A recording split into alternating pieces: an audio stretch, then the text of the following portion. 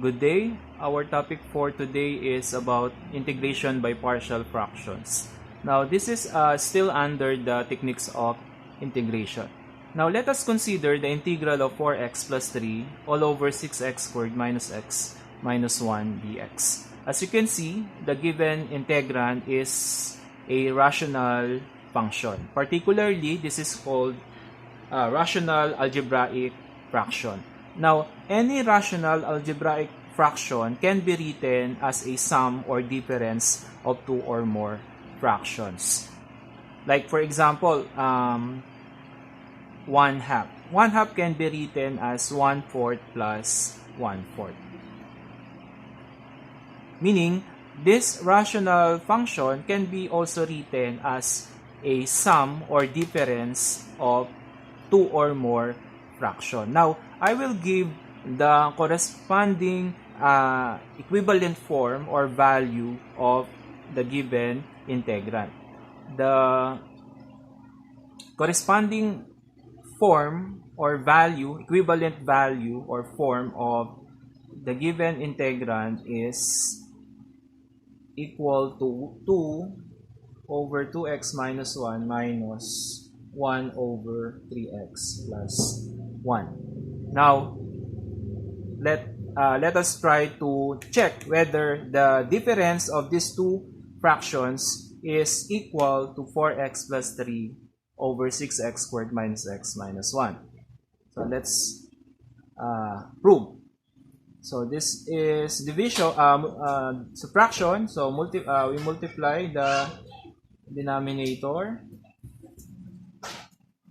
then multiply 2 by 3x, which is 6x, plus 2 times 1, 2, minus, multiply negative 1 by 2x minus 1, we have 2x, negative 2x plus 1. So as you can see, this is equal to 4x plus 3 over the product, which is equal to 6x squared minus x minus 1. Therefore, we can write the given integrand in the form of its equivalent form, which is 2 over 2x minus 1 minus 1 over 3x plus 1 dx.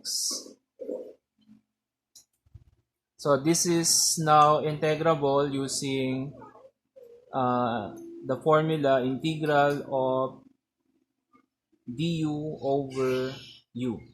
Since u is 2x minus 1, so du is 2 dx with balancing factor 1/2. And the second term, du is 3 dx since u is 3x plus 1 with balancing factor 1/3. So integrate, we have ln 2x minus 1 minus 1/3 ln 3x plus 1 plus c. Or by applying the property of logarithm, that is equal to ln cube root of 3x plus 1, since if we have n ln m, that is equal to ln m raised to n. Then further simplifying, we have ln 2x minus 1 all over the cube root of 3x plus 1 plus c. Since if we have ln m minus ln n, that is equal to ln m over n. Now, as you can see, the given integrand cannot be solved using any integral formulas or by any ordinary manipulation. So that's why we use its corresponding equivalent form, as you can see, as a difference of two fractions. So by doing this, no, we can now easily integrate the two terms or two simple fraction as we solve the given integral. Now, our main problem here is how do we rewrite a rational function in such a way that the equivalent form is a sum or difference of two or more fractions. In this case, difference of two simpler fractions. So that is our main problem. Now, to do that, we will introduce the process of evaluating using partial fractions. Now, in partial fractions, we have four cases. The first one is when the denominator consists of, number one, linear factors, none of which is repeated. So I will discuss first the case 1. In case 1, the denominator consists of linear factors, none of which is repeated. So we associate the partial fractions a over ax plus b, and our goal now is to find the value of a. For example, if the integrand is 1 over x squared minus 1, the partial fractions are a over x plus 1 plus b over x minus 1. Since the factor of x squared minus 1 is x plus 1 times x minus 1, so in this case, we have two terms. The number of terms depends on the number of factors of the denominator. And also, it is called linear factor since all factors are are linear form or linear factors. Meaning, the degree of the given expression is equal to 1. Also, the next example, 6x minus 5 all over x cubed minus 3x squared plus 2x. So first, we factor x since it is common, and then we factor the trinomial x minus 2 times x minus 1. As you can see, we have three factors, meaning we have three terms, and we associate it by a over the first factor plus b over the second factor plus c over the third factor. So this is under case 1 since all factors are linear form and at the same time none of which is repeated, meaning there is no repeated factor or factor appears once in the denominator. Okay, so let us consider integral of x squared minus 5x plus 3 all over x cubed minus 4x squared plus 3x. So our goal here is to write the algebraic fraction into partial fractions or into sum or difference of two or more simpler fractions. So first, we factor the denominator so that we can identify the case. So we factor, common is x. So x squared minus 4x plus 3. Then we try to factor the trinomial, that is x minus 3, x minus 1. So we have three linear factors and none of which is repeated, meaning this is under case 1. Since we have three factors, so we can associate the given rational function into a over the first factor plus b over the second factor, then the x minus b, then plus c over the third factor, which is x minus 1. Now, our next goal is to find the values of a, b, and c.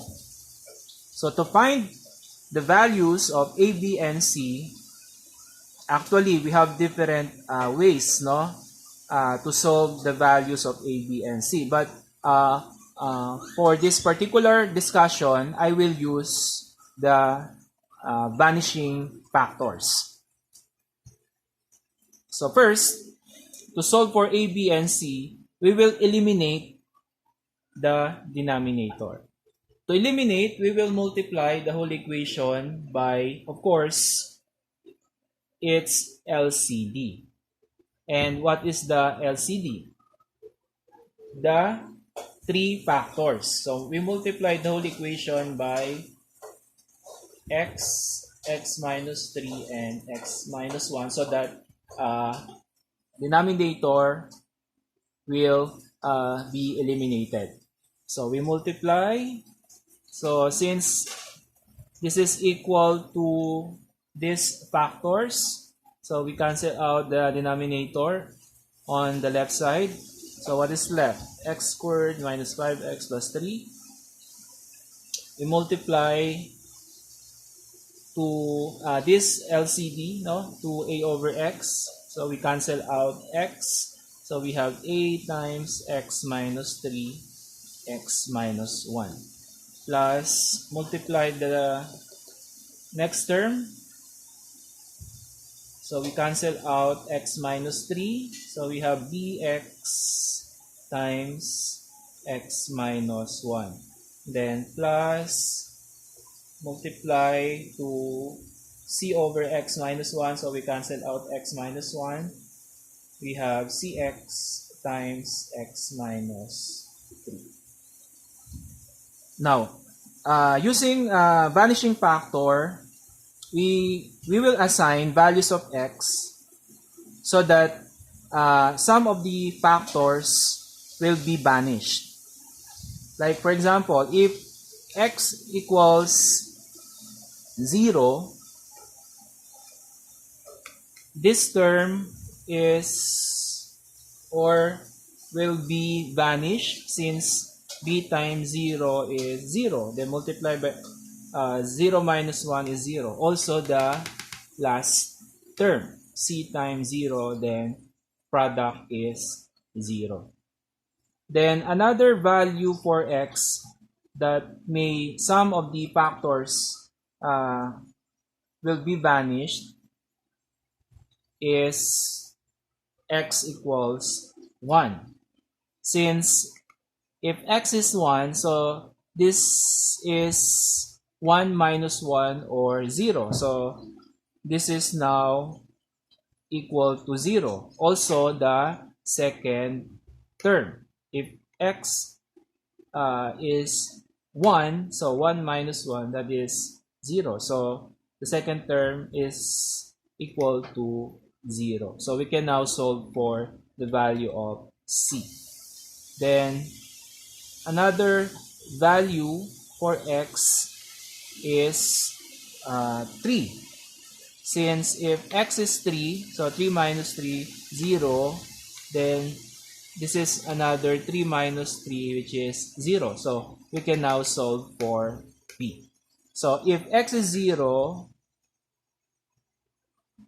so we substitute 0, 0, 3 equals, this is a times 0 minus 3, negative 3, 0 minus 1, negative 1. So this is 0 and another 0.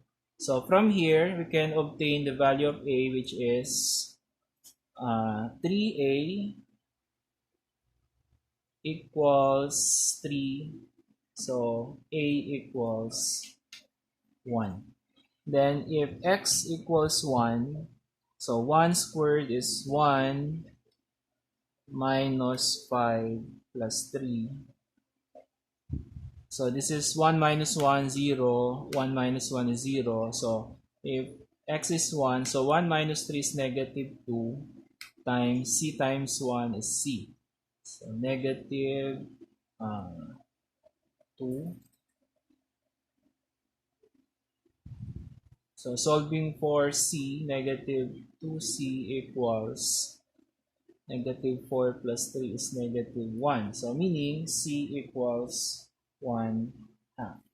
Then if x is 3, so 3 squared 9 minus 15 plus 3 equals, this is 0. Since 3 minus 3 is 0, this is also 0. So b times 3 is 3b times 3 minus 1 is 2. So we have 6b equals negative 6 plus 3 is negative 3. So b equals negative 1 half. Therefore, we can write the given integrand in its equivalent form, or by partial fractions, which is equal to a over x.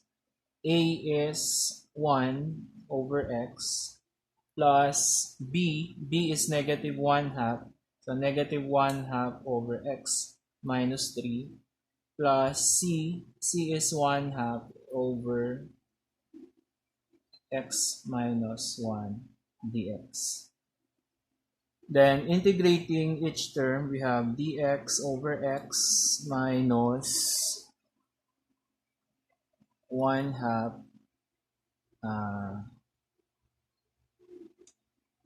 dx over x minus 3, then plus 1 half dx over x minus 1. So integrating each term, we have